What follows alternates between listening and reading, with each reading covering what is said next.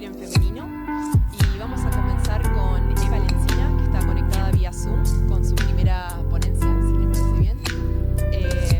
La ponencia de Eva Lencina se titula Magia, laberintos y bibliotecas, proyecciones de Borges en la literatura inglesa actual, Piranesi 2020 de Susana Clark. Gracias, Eva. Hola, ¿qué tal? ¿Se escucha bien? Sí. ¿Sí? ¿Puedo compartir pantalla?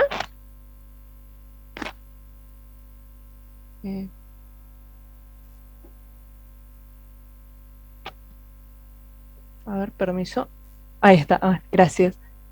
A ver.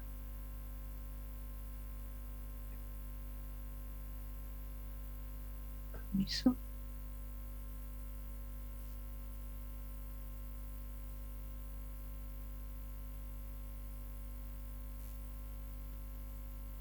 Ahí está, no sé si se ve bien la presentación. Perfecto, gracias. Ahí está, muchísimas gracias. Bueno, sí, ¿qué tal? Buenos días. Como mencionaban, el nombre de mi ponencia el día de hoy se titula Magia, laberintos y bibliotecas, proyecciones de Borges en la literatura inglesa actual, el caso de Piranesi de Susana Clark. Probablemente si conocen a Susana Clark sea gracias a Jonathan Strange and Mr. Norrell, que es su novela más conocida de 2004. La magia atraviesa toda la obra literaria fantástica de Susana Clark, y Piranesi de 2020, su última novela, aborda esta temática en conjunción con un universo narrativo que puede leerse desde la noción de mundo secundario.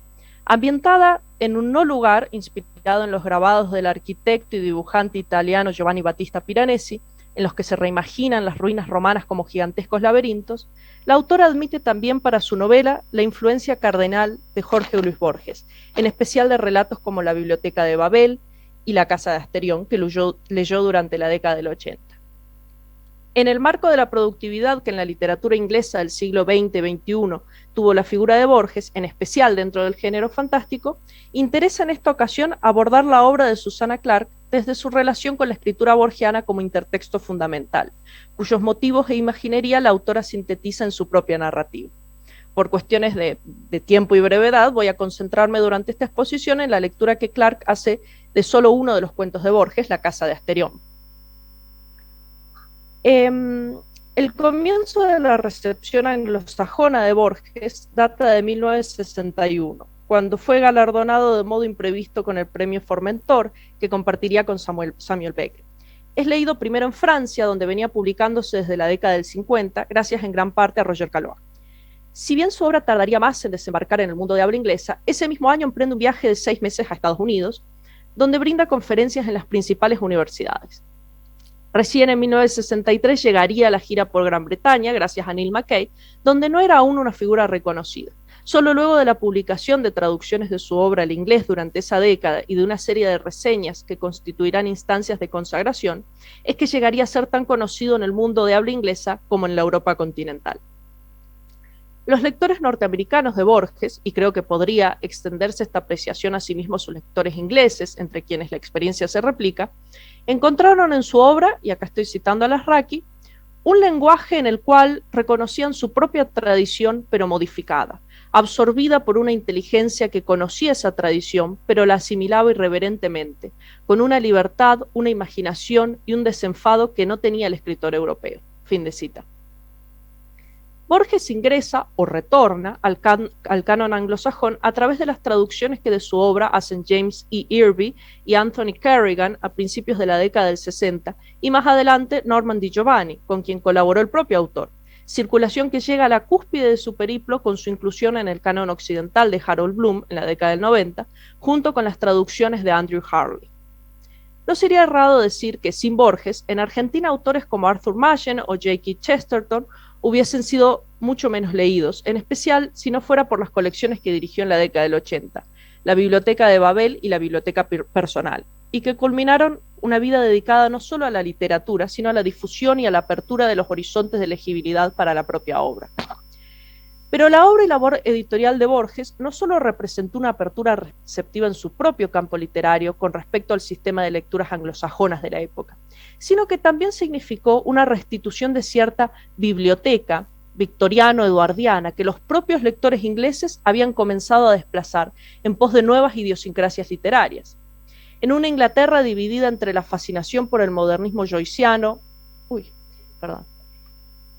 y la novedad de los Angry Young Men, la culterana literatura del fin de siglo había quedado postergada. Borges llega para reponerla, restaurarla autorizado por la sofisticación de Foucault y de los intelectuales franceses de la época, y de cierto aire de posmodernidad y de marginalidad latinoamericana.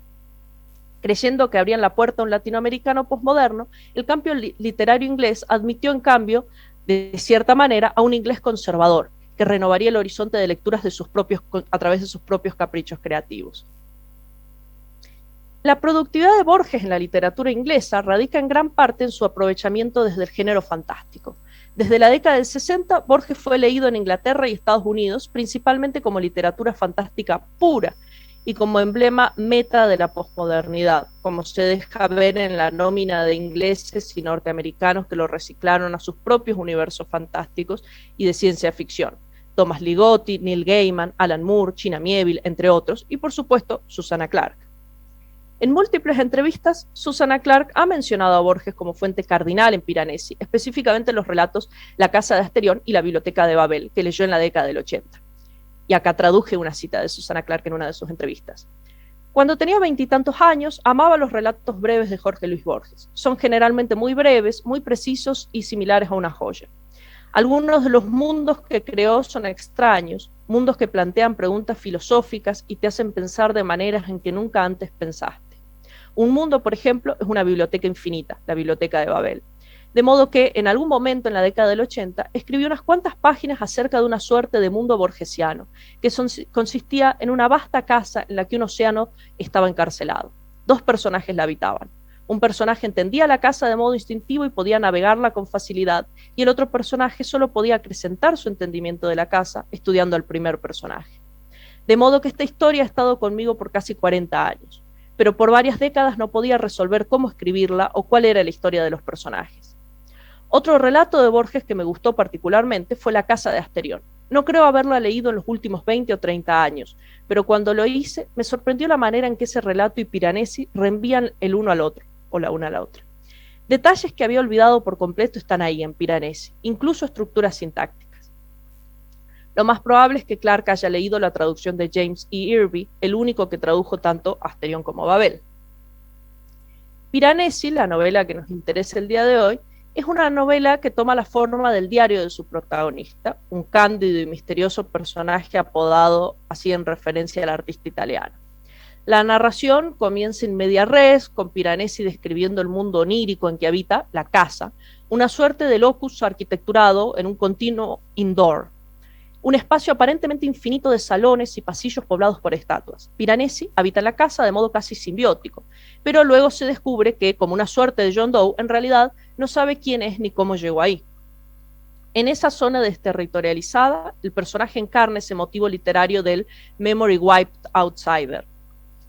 Más que de la influencia de dos narraciones borgianas, Asterión y Babel, también podría hablarse aquí de la presencia de dos motivos borgianos en Piranesi, el laberinto y la biblioteca, aunque en el caso del laberinto la preeminencia de Asterión sea evidente por el paralelismo entre el Minotauro y Piranesi, como vamos a ver. Gerard Genet incluso encuentra que estos dos motivos están en el corazón de la cosmovisión borgiana, y más aún que son intercambiables o equivalentes.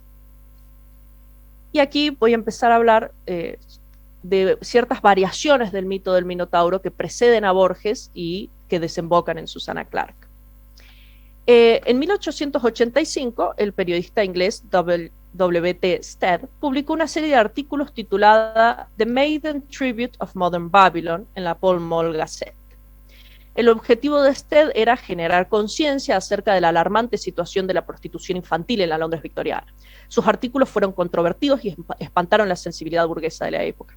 Stead echaba mano de imágenes fuertes y titulares altisonantes, y citando el libro 8 de las Metamorfosis de Ovidio, usó el mito del Minotauro en una introducción de corte literario, donde guía al lector primero a despreciar la crueldad del Minotauro y juzgarlo un monstruo, recordemos que recibía anualmente vírgenes en sacrificio, y luego a descubrir que ese mismo monstruo no es nada comparado con los abusadores de niñas que pululan por las calles de Londres cada noche. Así Stead vuelve al mito del Minotauro, pero lo actualiza al usarlo como alegoría de su época, y al hacer esto Londres se convierte en el laberinto. Las sensibilidades se hallaban inflamadas en una época que estaba pronta a ser testigo de las atrocidades que Jack el Destripador infligiría sobre el futuro de esa misma población femenina. Stead capitalizó el efecto de su artículo y publicó su investigación en 4 partes que los lectores devoraron con delectación y fervor. Una de las sensibilidades más inflamadas fue la de G.F. Watts, pintor simbolista de ideas conservadoras y simpatías monárquicas. Produjo el cuadro The Minotaur en tan solo una mañana, en respuesta a un penoso asunto del que supo por el diario de la noche anterior. La inusual rapidez de Watts nos habla de lo profundamente afectado que lo dejó la lectura del artículo de Stead, que tiene la virtud de impresionar hondamente. El arte de Watts era alegórico y moralista. Su Minotauro representa la lujuria y la bestialidad del hombre. En su pintura, que podemos ver acá, solo vemos 3/4 de la figura del Minotauro, que mira a lontananza, en ansiosa anticipación de la llegada de sus tributos. Los músculos de su espalda están tensos, la lengua le cuelga, y en su pezuña se entrevé, muerto ya, un pequeño pájaro. En la época victoriana, estos indicios eran inconfundibles. Watts denuncia desde el arte al monstruo que ultraja la inocencia y la pureza de la juventud, símbolo de lo cual es el ave. Watts incluso explicitó sus intenciones cuando el cuadro fue exhibido por primera vez en la muestra otoñal de Liverpool ese mismo año. De esta y de otra pintura expuesta, Watts declaró, cito, "They explain my idea of the real mission of art, not merely to amuse, but to illustrate and embody the mental form of the beautiful and noble, interpreting them as poetry does, and to hold up to detestation the bestial and the brutal." Mantengamos la atención en la expresión que usa para referirse evidentemente a la intención detrás de su Minotauro, someter a escarnio lo bestial y lo brutal. En el epílogo del Aleph, Borges declara algunas de las inspiraciones detrás de sus ficciones. Y cito, "A una tela de Watts, pintada en 1896, debo la casa de Asterión y el carácter del pobre protagonista". Borges equivoca el año y creo que también el carácter del Minotauro, pero es una equivocación feliz, una mala lectura en el sentido en que Bloom usa el término, que es el eslabón conductor de la historia de las ansiedades de la influencia. Y también tenemos un eslabón perdido entre Watts y Borges. Probablemente se trate de G.K. Chesterton, en cuya biografía del pintor Borges puede haber leído la mención del al cuadro de Minotaur. A pesar de que pudieran tacharlo de conservador, Borges nunca fue un moralista, sino un autor lúdico. El carácter del pobre protagonista es una interpretación muy libre de su parte si consideramos que la pintura de Watts era una alusión directa al monstruo abusador de niños que pinta Stead. De esta manera, Borges cambia el signo, lo invierte.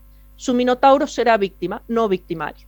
La inversión de Borges es posible gracias al enroque del punto de vista, que se termina de develar, para quien no haga la relación con la cita de Apolodoro desde el principio, con el epílogo o frase final de Teseo, que gira la cámara. La inversión, por supuesto, la hereda Clark. Cuando Asterión se convierte en Piranesi, Susanna Clark cambia el signo una vez más. El monstruo ya no será víctima, ni tampoco inadvertido victimario, sino sobreviviente. Hacia el final de la obra, Piranesi logra recuperar su nombre e identidad previos a su confinamiento en la casa por parte de Ketterle, que tuvo el sádico motivo de usarlo como una sonda humana para explorar esa dimensión sin tener que arriesgarse él mismo a perder la memoria. Al enfrentar a Ketterle, demostrando que recuerda finalmente la verdad sobre su crimen, este intenta asesinarlo, y a pesar de los repetidos ofrecimientos de Piranesi por salvarlo, muere finalmente superado por las mareas de la casa, cuya lógica interna siempre despreció y subestimó. Piranesi es así libre para regresar al mundo.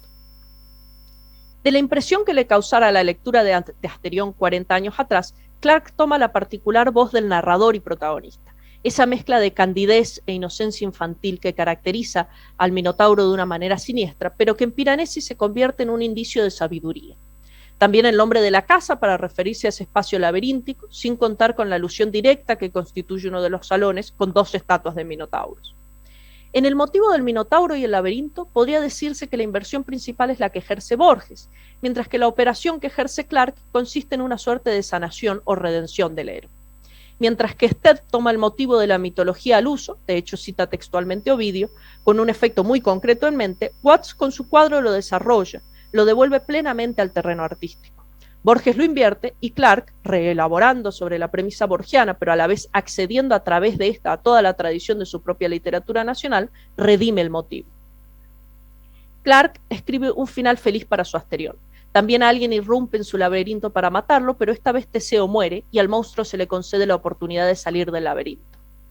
Como nota Nicolás Rosa, Dédalo, el arquitecto del laberinto donde habita el Minotauro, también fue escultor, el primero que hizo estatuas, como dice Apolodoro, a quien Borges cita en el epígrafe de Asterión. Así, las estatuas de Clarke son parte de ese simulacro con que se puebla el mundo narrado. Pero como Clarke funde la imagen del laberinto con la de la biblioteca, sus estatuas también son libros y son intertextos o metatextos, constantes que nos reenvían a su sistema de lecturas. Si, como dice Rosa, escondemos monstruos en los laberintos, ¿qué esconde Clarke? Yo creo que se esconde a sí misma durante la debilitante enfermedad que sufrió luego de la publicación de Jonathan Strange and Mr. Norrell. El laberinto cambia de signo y se convierte en refugio donde nos escondemos hasta estar listos para salir. Y ahora, para ir cerrando, bien, en cuestiones de tradición literaria, lo que me interesaba también principalmente acá era la operación que ejerce Clarke al recuperar a Borges y cómo este funciona como una suerte de filtro para la propia literatura inglesa, pero un filtro que opera desde lo marginal. Más allá de cierta lectura psicocrítica, donde cabe comparar a Borges y a Clarke, y en la que me explayo más en la versión completa, la transformación narratológica del diálogo entre los textos de Borges y Clarke produce a su vez un reenvío a la tradición inglesa, de modo que Borges opera como un filtro desde el margen hacia el centro de la literatura a la que remite obsesivamente. También la noción bartesiana del sistema de réplicas puede sernos útil aquí para entender la dinámica de las influencias. Las mudanzas del motivo del Minotauro que surge en la literatura antigua es retomado por la victoriana y se convierte luego en borgiano. Borges funciona entonces como un mediador que une la literatura inglesa contemporánea, la obra de Clarke en este caso, con su propia tradición eduardiana y victoriana, las instancias de Stead, Watts e incluso Chesterton, cuya influencia indirecta recibe a través de Borges. De esta manera creo que Borges termina funcionando de alguna manera como literatura inglesa marginal. Eso sería todo. Muchas gracias.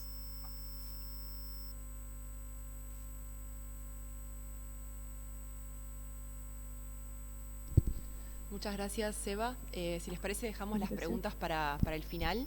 Sí. Así que si podés seguir conectada, genial. Para el final. Para ahora, sí, claro. Genial, gracias, Seba. Seguimos entonces con la próxima ponencia de Rosana Álvarez, que nos va a hablar sobre Mrs. Dalloway y sus retraducciones al español. Bueno, yo no preparé un PowerPoint, traje unas fotocopias a la vieja usanza, así que si alguien del público puede repartirse. Ay, muchas gracias.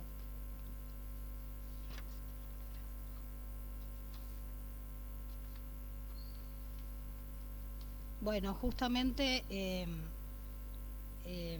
la expositora anterior hablaba de Borges y Borges es muy importante en cuanto a las traducciones de Virginia Woolf porque fue el primer traductor al español, no el primer traductor de Argentina, el primer traductor al español de alguna obra de... ¿No se escucha?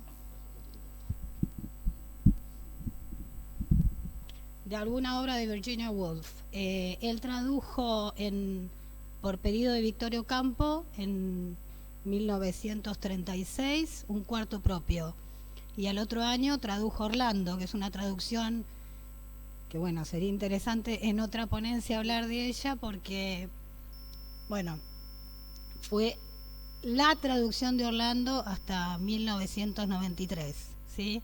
Así que bueno, no vamos a hablar de eso ahora porque voy a hablar de Virginia Woolf, de Mrs. Dalloway, las tengo como asociadas. Voy a hablar de Mrs. Dalloway y bueno, Borges no tradujo a Mrs. Dalloway. Pero bueno, voy a comenzar con un epígrafe que es una frase sacada del libro de Waves, que me pareció pertinente porque vamos a hablar justamente de las retraducciones. Y dice, I am made and remade continually. Different people draw different words from me. Y eso es lo que hace justamente este tipo de traducción prismática que vamos a tratar las tres. En los últimos años, las metáforas de canal y de puente que solían representar el acto de la traducción han dado lugar a nuevas analogías. Una de ellas es la noción de prisma, de Reynolds 2020. Una imagen que alude a la complejidad del acto translaticio y habilita una variedad de posibilidades co-creativas. Según esta metáfora, el texto fuente se dispersa o refracta en una multiplicidad de textos meta. Esto ocurre, aunque no solamente cuando un texto es traducido y retraducido varias veces. Cada una de estas traducciones puede mostrarnos algo de la naturaleza del texto fuente y echar luz sobre aspectos no explorados del mismo, dejando al descubierto la potencialidad del texto que se evidencia en las diferentes lecturas que subyacen las variadas traducciones. Tal es el caso de Mrs. Dalloway, de Virginia Woolf, que no solo tiene al menos 5 versiones publicadas en España, con varias reediciones, hay 26 reediciones, sino que cuenta en Argentina con 2 traducciones realizadas en la última década. ¿Por qué retraducir un texto? Reynolds nos dice en su introducción a Prismatic Translation que, cito, las obras llegan a ser clásicos literarios al ser interpretadas y reinterpretadas, y la traducción participa en esta compleja interacción de reverencia y renovación. A su vez consigna varias razones por las cuales se siente la necesidad de retraducir un texto literario, aunque alguna de estas razones, como la necesidad de mejora, no vaya de la mano de la visión pragmática de la traducción, que apunta a la multiplicación y a la proliferación en lugar de la reproducción de un texto. En el caso de la poesía, con características muy parecidas a la prosa de Woolf, la existencia de múltiples traducciones es un signo de su especial riqueza lingüística y su potencialidad. Con las obras de teatro, la retraducción es parte del proceso generativo de una representación con ciertas características espaciales, temporales, culturales y lingüísticas inherentes a cada performance. Pero también una de las razones que más frecuentemente se aducen para retraducir una obra literaria es que las traducciones envejecen de una manera que no ocurre con los textos originales. Por eso los textos literarios se suelen retraducir en periodos de 20 a 30 años. En el caso de Virginia Woolf, que en los últimos años se ha reeditado en Argentina tanto en nuevas traducciones como en biografías y recopilaciones, podemos rastrear una serie de razones por las cuales se ve la necesidad de estas nuevas publicaciones. Las traductoras cuyas versiones incluimos en este breve análisis y los traductores de otras obras de Woolf, así como editores y biógrafos argentinos, mencionan no solo su valor literario y su originalidad, sino también la vigencia de su lucha por la emancipación de la mujer. Así, Cristina Piña, una de las traductoras de Mrs. Dalloway, habla de la figura de Woolf como una madre literaria para las escritoras feministas. Carolina Orloff, traductora junto a Micaela Ortelli de Cuentos Completos, reconoce el valor de recuperar la voz de Woolf y sus personajes femeninos y la importancia de que pueda hacerse desde la Argentina del ni una menos. No solo es una experiencia relevante, sino también necesaria y vital, nos dice. Para ella, Woolf sigue teniendo un impacto muy fuerte, un caudal de resignificaciones desde muchos ángulos. Ortelli, por su parte, considera que el aporte de una lectura y traducción actual de Woolf es tratar de hacer asimilables e interesantes a una forma de sentir del siglo XXI sudamericano la neurosis y cotidianidad de sensibilidades tan lejanas en el tiempo y el espacio, porque en definitiva son las cosas de las que está compuesta una vida. Irene Chiquian-Bauer, biógrafa de Woolf, ve en la autora un legado de experiencia para otros escritores que pueden acercarse a sus diarios, sus cartas y sus ensayos, que poseen un rigor y una honestidad increíbles. Estos testimonios también muestran que la primera aproximación del traductor a la obra que intenta abordar es como lector. Y Virginia Woolf, como lectora, percibía también una cierta peculiaridad en las verdaderas obras de arte. Podían cambiar con cada lectura.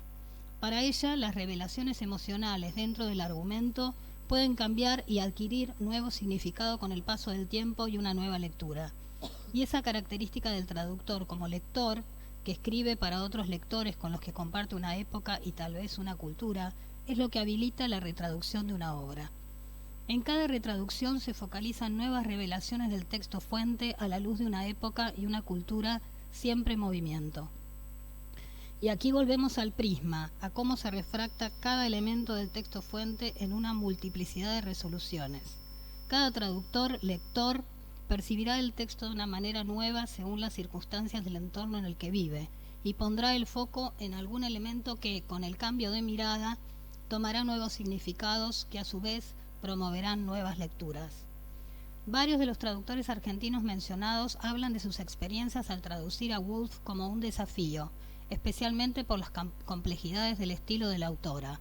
Bueno, no voy a leer todos los testimonios porque estamos con el tiempo corto. De acuerdo a estos testimonios vemos que son las particularidades del estilo las que guían la mano del traductor. Y según Woolf, el estilo es un cierto ritmo que determina la elección de las palabras. Algo que vemos o una emoción que sentimos puede poner a andar una onda en la mente, decía Virginia Woolf, un ritmo que es previo a las palabras y que el escritor tiene que recapturar, ponerlo a trabajar y una vez que circula por la mente, ese mismo ritmo crea las palabras que se adecúan a él. Si pensamos en una traducción de un texto así concebido, habría al menos dos caminos: tomar del texto fuente las palabras dictadas por ese ritmo en la mente del escritor y traducirlas respetando ese ritmo, o bien tratar de recapturar el ritmo de una emoción o una visión ajena, la del escritor, y poner palabras propias, las del traductor, según ese ritmo recuperado. Este segundo camino, el más difícil, no solo por la casi imposibilidad de rescatar un sentimiento ajeno, sino por la dificultad y responsabilidad de una escritura basada en él, presupondría una co-creación y en ese sentido una traducción más compatible con la metáfora del prisma que con aquella del canal o puente. Además de la cadencia perceptible en sus oraciones, Woolf utiliza, como dijimos anteriormente, las palabras que le dicta esa onda en su mente. Y en el lector común agrega que cuando uno trata de reconstruirlo en palabras, cito, se da cuenta que se quiebran en 1000 impresiones en conflicto. Algunas serán apagadas, otras enfatizadas, y en el proceso probablemente se pierda toda posibilidad de captar la emoción misma. Estos fraseos alternativos de los que surgen las palabras del texto a traducir son denominados por Mathiesen y Halliday como agnición. En esta línea, Reynolds, en su introducción a Prismatic Translation, dice que la imagen del prisma no solo representa la variedad de opciones que tiene el traductor al hacer su versión de un texto, sino también las múltiples posibilidades que manejaba el autor al momento de escribir ese texto. Probablemente son esas opciones difíciles, con sus términos en sombras, las que luego presentan al traductor una multiplicidad de posibilidades. En el texto que analizamos podemos ver que la mayor diversidad de expresiones en las versiones seleccionadas se dan al intentar reproducir las emociones que expresa la protagonista de la novela. Estos sentimientos surgen en el texto al relatar ciertas experiencias que para la protagonista constituían momentos de vivencias intensas, aunque tal vez banales para otros, en los que ella es consciente no solo de una experiencia puntual, sino de una conexión con un patrón mayor que estaba por detrás de la vida diaria, lo que Virginia Woolf denominaba moments of being. Las palabras que elige para expresar esos momentos son vívidas, de una intensidad acorde a los momentos que intenta comunicar y muy cercanas a la poesía. No sorprende entonces que presenten un desafío para cada traductor que aborde el texto. Un ejemplo de ello es cuando la señora Dalloway, mediada por ese narrador omnisciente con estilo indirecto libre, expresa las sensaciones que experimenta al salir y respirar aire puro.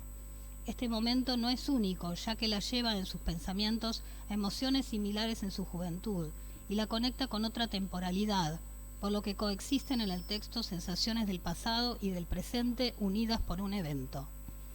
El uso de exclamaciones es frecuente en las primeras páginas y es un ejemplo vívido de las sensaciones que experimenta la protagonista.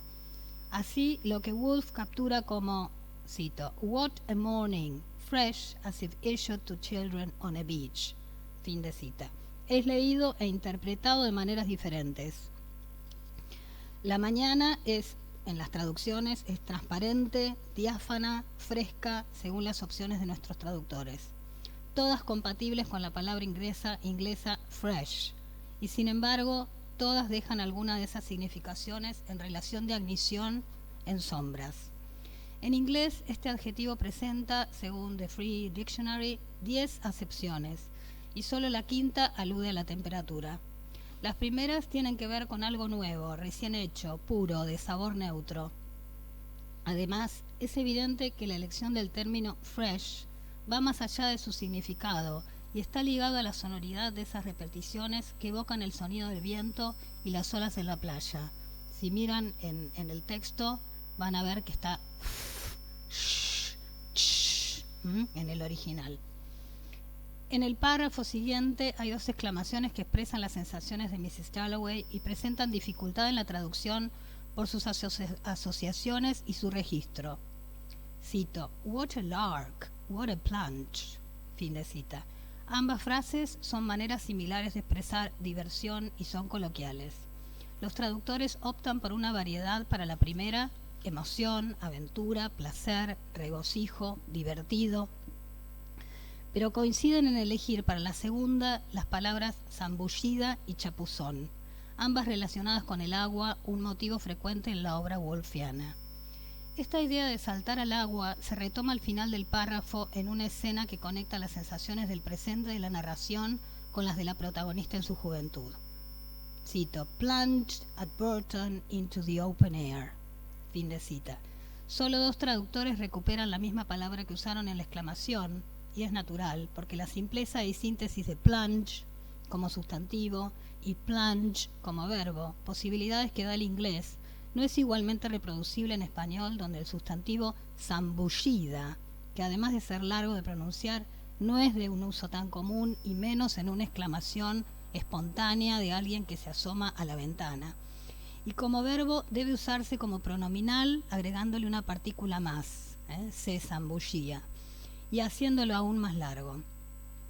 El sonido también parece guiar este abanico de lecciones en el original. El j de plunge resuena con el mismo sonido de hinges, las bisagras de la ventana, y se replica en el último plunged, que lleva los pensamientos de la protagonista a su juventud. No hay que hacer mucho esfuerzo para escuchar el squeak of the hinges, el chirrido de los goznes, según la mayoría de los traductores. Un análisis exhaustivo de los párrafos seleccionados no daría tiempo a esta breve presentación, pero dejo a la vista de ustedes un cuadro con las versiones consideradas para que observen el amplio espectro de significaciones que abre un texto como el de Woolf. Para este trabajo la elección se centró en los párrafos del comienzo de Mrs. Dalloway, ya que la página inaugural de una novela clásica es siempre memorable. El escritor intenta hacer que el lector se adentre en el estilo de la narración y tome el ritmo. Por eso es un buen termómetro para medir el pulso de una traducción. En el lector común, Virginia Woolf invita al lector a abrir su mente, y cito, tanto como es posible, así los signos e indicios de una exquisitez casi imperceptible que surgen de los cambios repentinos en las primeras oraciones, lo pondrán ante la presencia de un ser humano como ningún otro. Fin de cita. Y es así, gracias a estos traductores que trabajaron minuciosamente con el texto, como lectores y como intérpretes, que este inolvidable personaje creado por Woolf llega a tantos lectores distanciados en el tiempo y el espacio con la concepción de la obra. Como dice la traductora Susan Bernofsky, hay mucho para celebrar en la traducción. Cito: "No solo nos trae la obra de aquellos que escriben en otras lenguas, sino que nos revela los límites de nuestra propia lengua y nos ayuda a ir más allá e incorporar nuevas palabras, conceptos, estilos, escrituras e historias". Fin de cita. Esta función reveladora, no solo de la lengua y cultura en que está escrita la obra, sino de la lengua y cultura a la que se traduce, es lo que impulsa y revitaliza la tarea del traductor. Muchas gracias.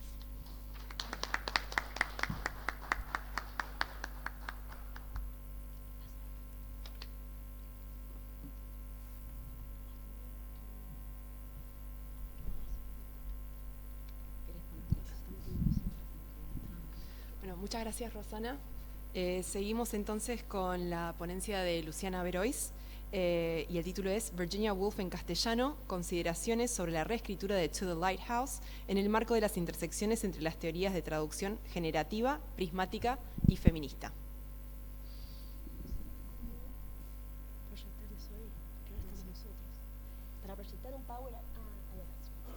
Gracias. Hola, ¿cómo están? Bueno, van a ver que algunos conceptos sobre los que habló Rosana y sobre los que después va a hablar Karen son similares, así que voy a tratar de pasar por esos conceptos, ya que ella ya de alguna manera sirvió de introducción para el trabajo sobre el que voy a hablar yo. En mi caso, yo trabajo con las traducciones de To the Lighthouse. Acá hay 3 de las traducciones que yo encontré en Mar del Plata. Después les voy a comentar un poquito. Y hay otras traducciones que a las que se puede acceder online. Hubo 2 traducciones de To the Lighthouse al Faro que se realizaron en 2020, así que son bastante recientes. Y la idea un poco surge de la participación en un proyecto de un trabajo de investigación del que somos parte, en el que estamos trabajando con traducciones de mujeres escritoras, ¿sí? Y de cuestiones de género en esas traducciones. Mi ponencia se llama Virginia Woolf en castellano, consideraciones sobre la reescritura de To the Lighthouse en el marco de las intersecciones entre las teorías de traducción generativa, prismática y feminista.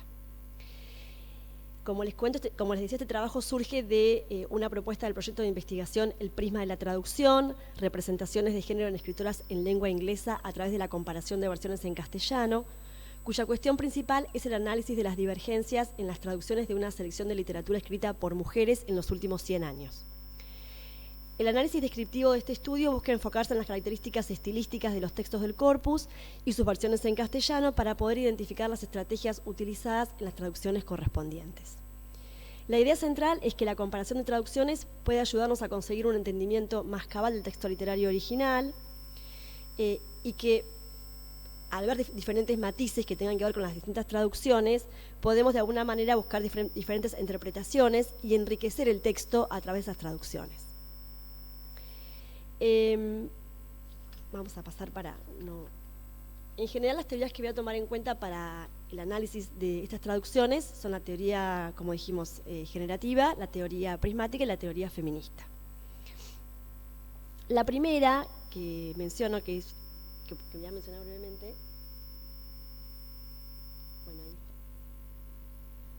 que es la traducción generativa, surge de un concepto desarrollado por Lisa Rose Bradford, en el que ella habla de la cuestión de la reescritura y que de alguna manera después es tomada por Reynolds, creo yo, es como Reynolds en su teoría prismática elabora sobre esa teoría y la abre un poquito más con la idea de prisma, ¿sí?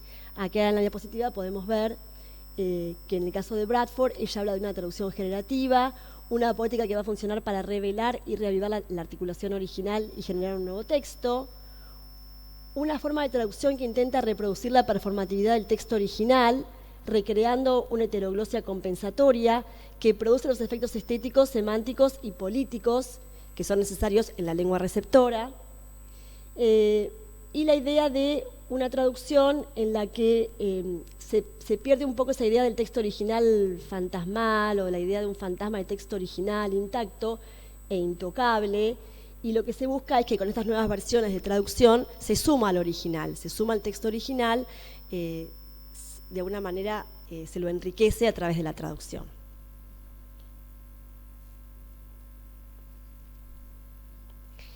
En el caso de Reynolds, él toma, creo yo, como base esta idea de traducción generativa de Bradford, esta idea de reproducir la performatividad del texto, pero pone especial énfasis en la idea de la multiplicidad de las versiones de traducción. Y así sugiere entonces lo que hablaba un poco Rosana, de la idea de reemplazar la idea de canal por prisma y de considerar cómo todo lo que pasa por ese prisma se modifica, pero al mismo tiempo retiene similitud con el original, pero además gana en la idea de que las diferentes versiones se enriquecen entre ellas mismas, ¿no? Entonces, la idea sería que las versiones entre sí también se ponen a dialogar para crear una nueva interpretación del texto. En uno de los ensayos de la colección de Reynolds,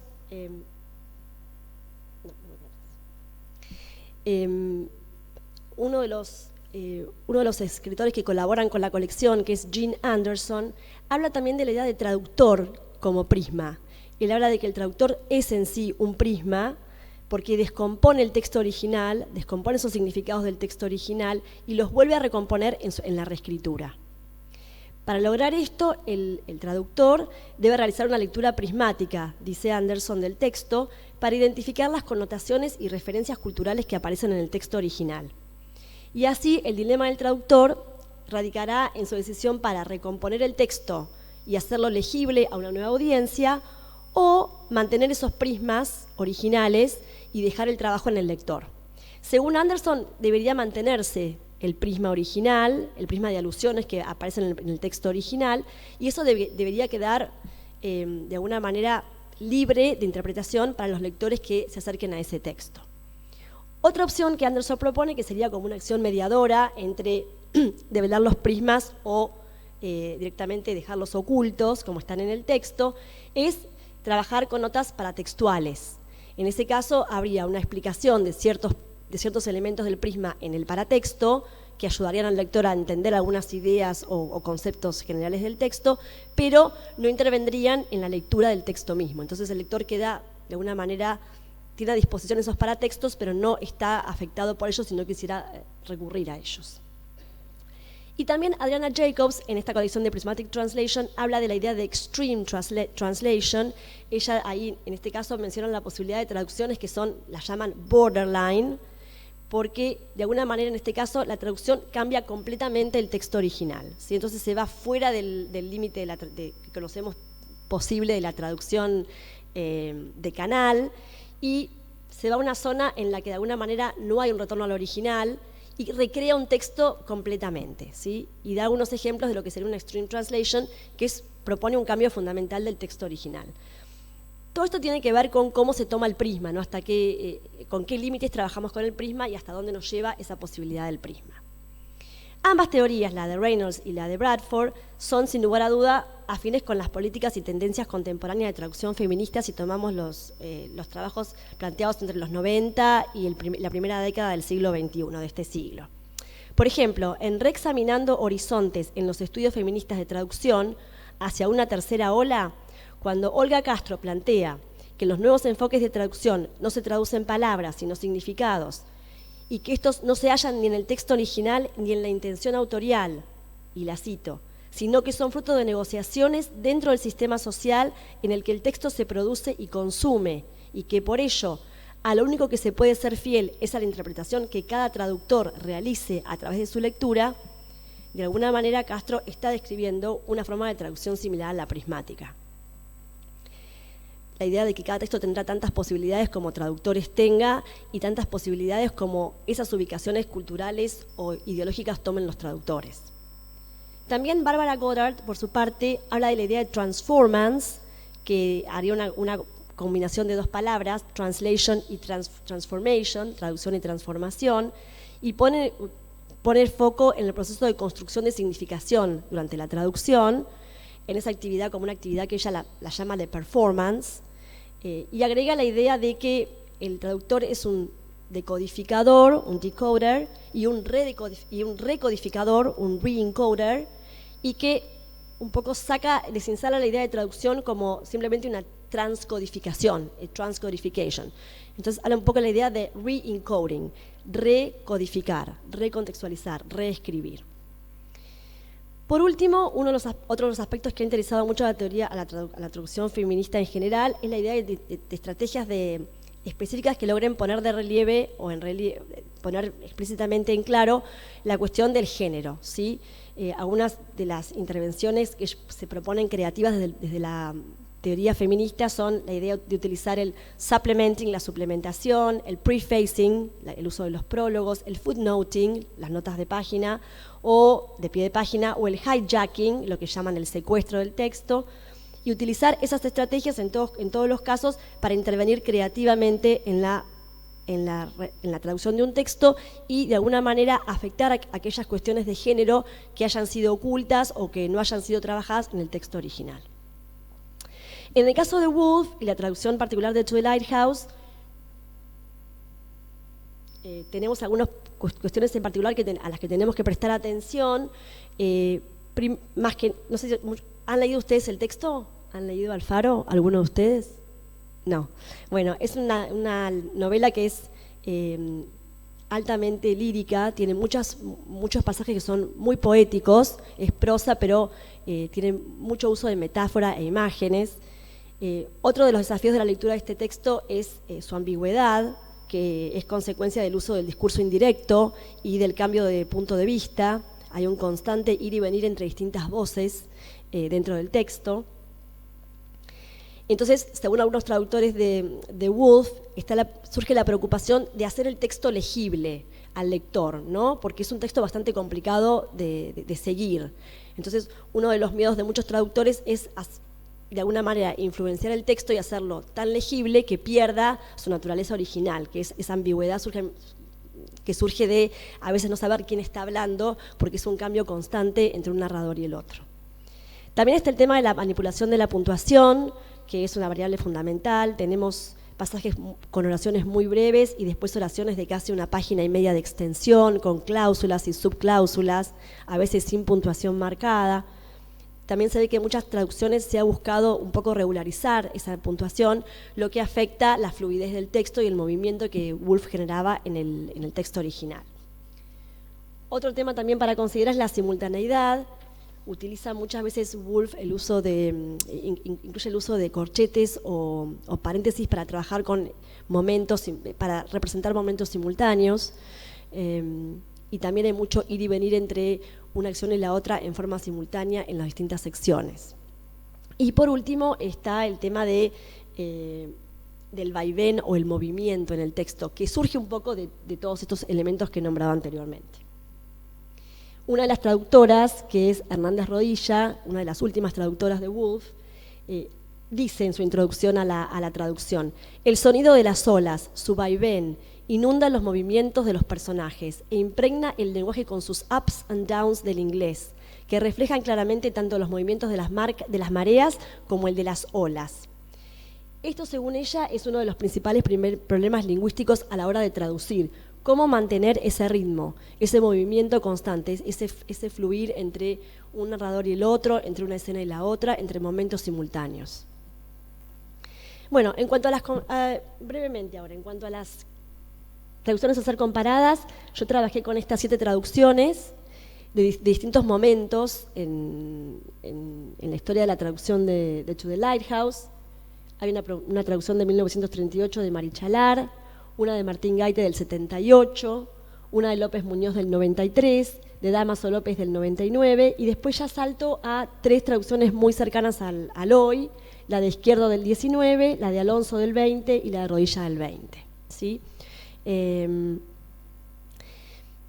Estoy en la primera parte de estudio de las traducciones, pero los pasajes que elegí para trabajar para este congreso en particular demuestran que no hay gran variedad.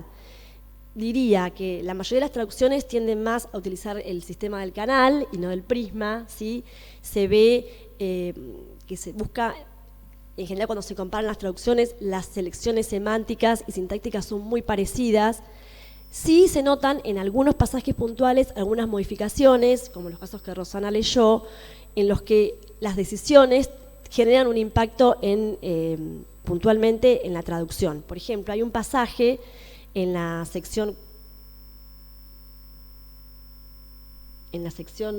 segunda sección, Time Passes, en la que hay una descripción de cómo ha habido una invasión, cómo la casa se ha ido deteriorando, es una casa de verano, y cómo de alguna manera la oscuridad y el desgaste del propio que viene del mar y del viento del mar ha generado en esa casa. Y hay un pasaje en el que Woolf utiliza esta descripción y utiliza estas estructuras paralelas que yo las subrayé con el nothing, ¿sí? Nothing, it seemed, could survive the flood, the profusion of darkness. Y esto se repite en el segundo párrafo. Nothing stirred in the drawing room or in the dining room or in the staircase. Y en las traducciones, mientras que algunos han optado por empezar esos 2 pasajes con el nada, que es una elección interesante porque un poco se resalta esa idea, ¿no?, de la nada misma invadiendo la casa. Otros han optado por invertir el orden, ¿sí? Entonces, por ejemplo,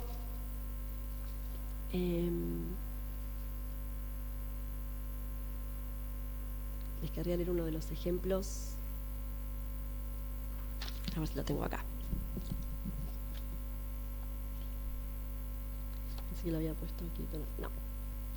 Bueno, por ejemplo, en una de las traducciones empiezan con parecería que nada hubiera sobrevivido, ¿sí? Entonces, en vez del nada, pareciera, habría sobrevivido, cambia totalmente en cuanto al efecto en la traducción, ¿sí?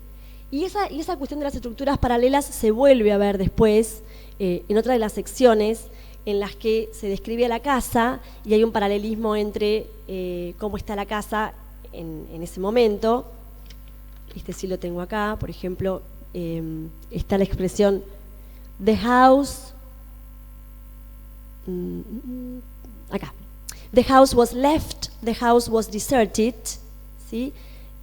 Con alguna excepción, creo que es Rodilla y Alonso, las únicas dos que mantienen esa dualidad y dicen la casa estaba abandonada, la casa estaba desierta, la casa quedó vacía, la casa quedó sola. Los demás traductores lo que hacen es directamente decir la casa estaba abandonada, desierta. No repiten ese paralelismo que se ve en el original. Entonces vemos que hay algunas modificaciones en cuanto a eso y también algunas modificaciones en los pasajes que yo vi en cuanto al uso del corchete y el paréntesis. Se ve, por ejemplo, en la sección 2, en la que todas las muertes de los protagonistas están enmarcadas en corchete, ¿sí? Y que marcan momentos particulares en la vida de la familia, ha sido reemplazado por paréntesis en algunos casos, por algunos traductores, pero Woolf usa paréntesis en otros momentos del texto con otras finalidades. Entonces, ese uso arbitrario del corchete o del paréntesis sí tiene un significado dentro del texto que algunos traductores no respetan. Lo que también provoca, en cuanto a la interpretación del texto y la función que tienen esos actos fundamentales dentro de la narrativa, una modificación de significado y de sentido. Bueno, para terminar, se podría seguir identificando estas diferencias de traducción con una lectura minuciosa, y es lo que voy a seguir haciendo para ver otros tipos de efectos que se puedan ver en las traducciones, pero sin embargo, como nos encontramos con un texto, el de Woolf, que de por sí es un texto feminista, ¿sí? Pareciera que ninguno de los traductores opta por incluir estrategias para la resignificación de los pasajes, puntualmente estrategias de traducción feminista, ¿sí? Por lo menos de las traductoras que yo he visto, no se ve eso en ninguno de los pasajes, ¿sí? Tampoco se ve gran variedad entre las traducciones. Apuntaron más, diría yo, por un prisma tibio, por una traducción más de canal y no con la elaboración de una reescritura desde otro lugar. En general, lo que Rodilla dice en su introducción es que, como To the Lighthouse, es un libro que es muy realista, es una novela muy realista y está lleno de tristeza patriarcal y de ironía feminista, marca como ese balance que hay en el texto de Woolf, que entonces también hace que permite una lectura feminista y también una lectura que haga una crítica de lo feminista que se presenta dentro del texto, ¿sí?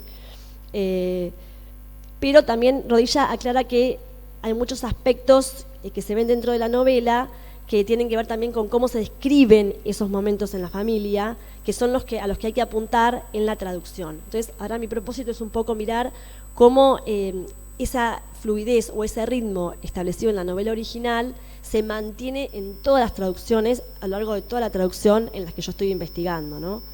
Y también poner en práctica algún tipo de traducción prismática que lleve el texto a otro tipo de reescritura, que lo saque un poco de las reescrituras que he visto hasta el momento, ¿no? Un poco experimentar con el texto y ver qué posibilidades tendría si dejamos un poco lo que está en este momento primando, que sería el tema del canal, y nos fuéramos un poco para las ideas de la traducción prismática o hasta de una traducción extrema, y eso qué efectos tendría sobre el texto original.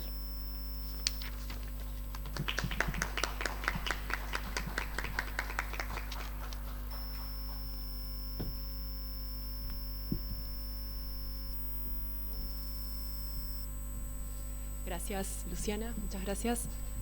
Gracias por la paciencia, saben que empezamos media hora antes, estamos intentando, más tarde, y estamos intentando ajustar un poco, así que espero que tengan paciencia con mi versión resumida de mi ponencia que voy a intentar ofrecerles.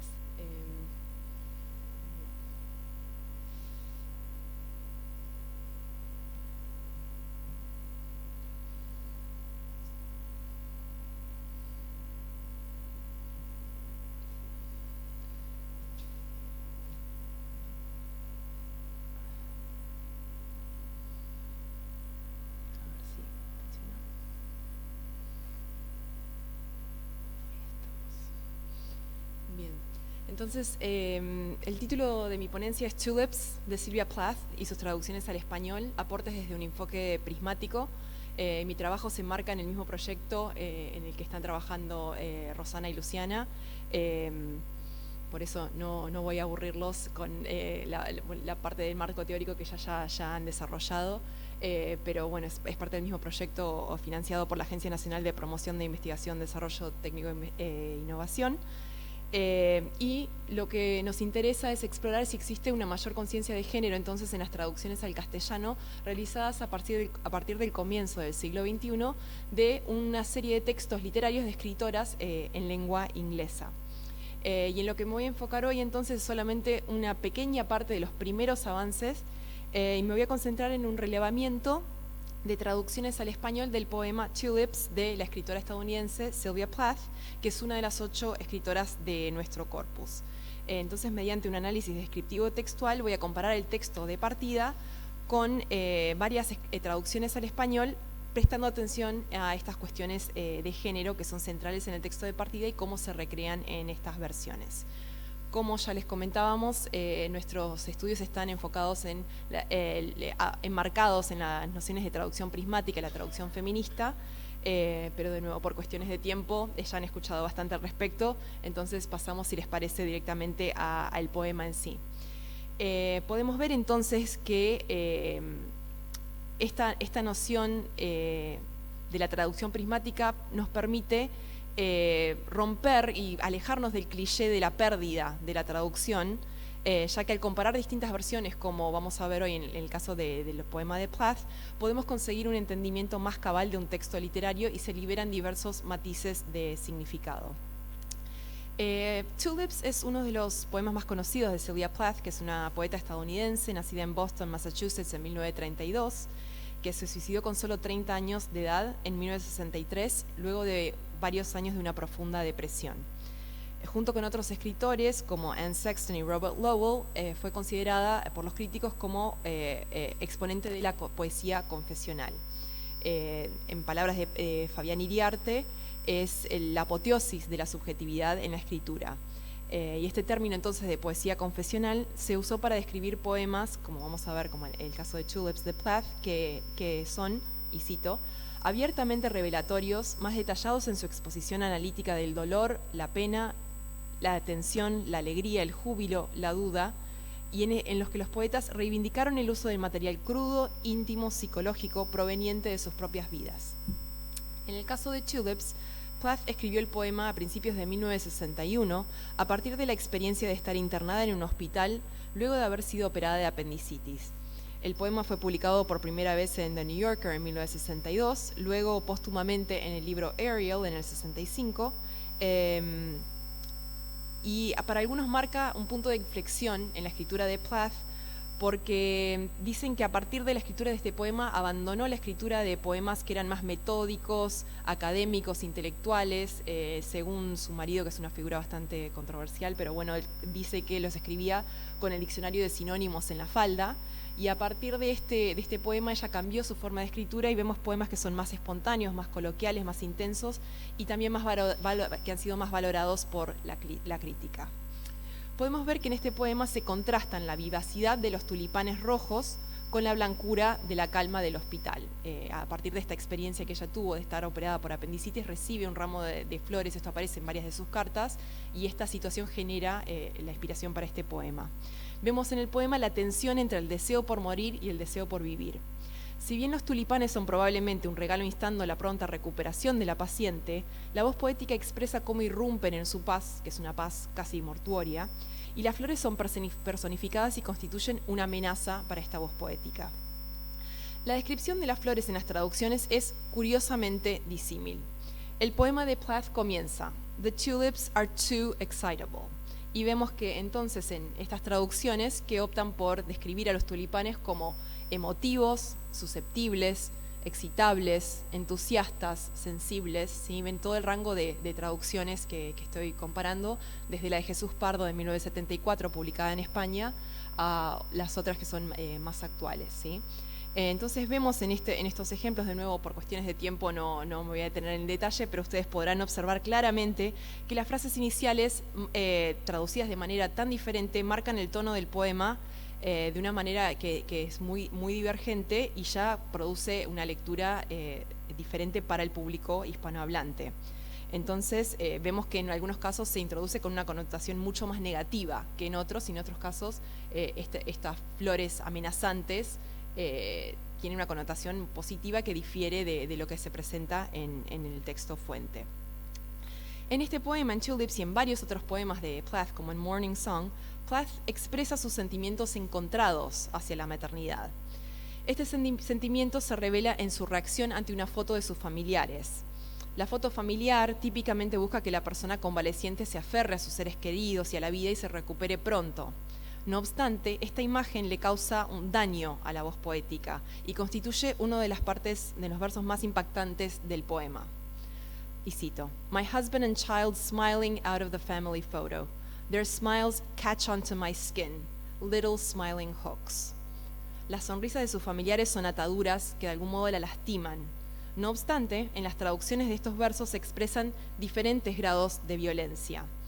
Vemos que, por ejemplo, en algunos casos, en el caso del traductor español Jesús Pardo en el 74, sus sonrisas me punzan la piel, ganchitos sonrientes. Vemos que este uso del diminutivo parece hasta simpático, ¿no? Estos ganchitos sonrientes que difieren mucho de estos smiling hooks, ¿no? Vemos, se aferran a mi piel como pequeños anzuelos sonrientes, sus sonrisas se enganchan a la piel, pequeños garfios sonrientes. En las traducción de Rosenberg y Croto, las sonrisas se clavan en mi piel, pequeños anzuelos sonrientes, y en la de Guamán Mori, se aferran a mi piel, pequeños garfios sonrientes.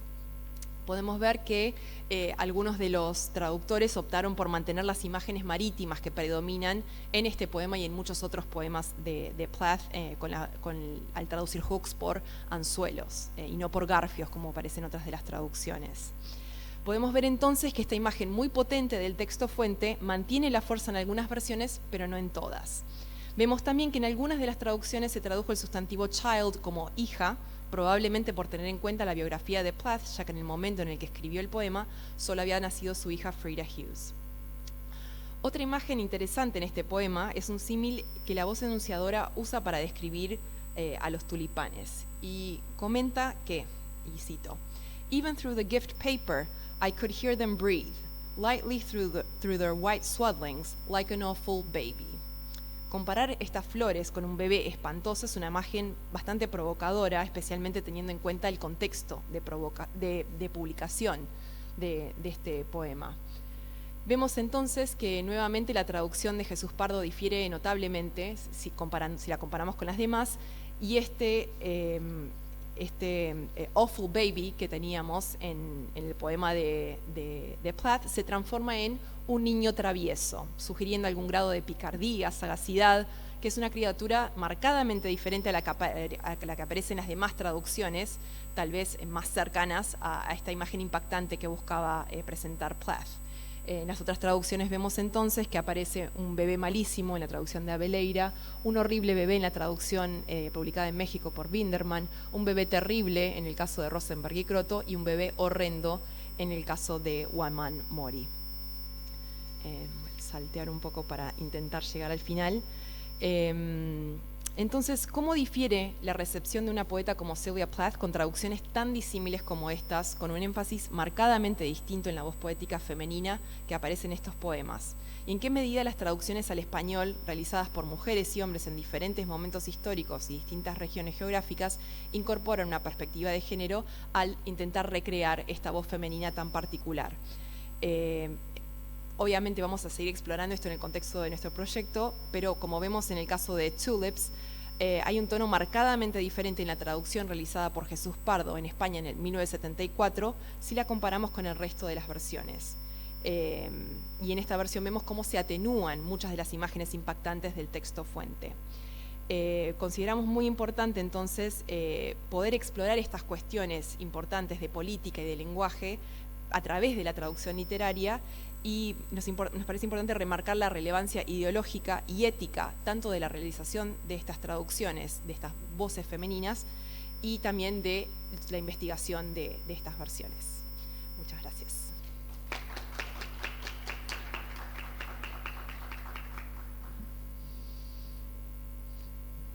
No sé si hay alguna pregunta, brevemente, consulto. Pensé que estamos con poco tiempo. ¿No? Si no es así, entonces damos por finalizada la mesa sobre traducir en femenino. Muchas gracias por la atención.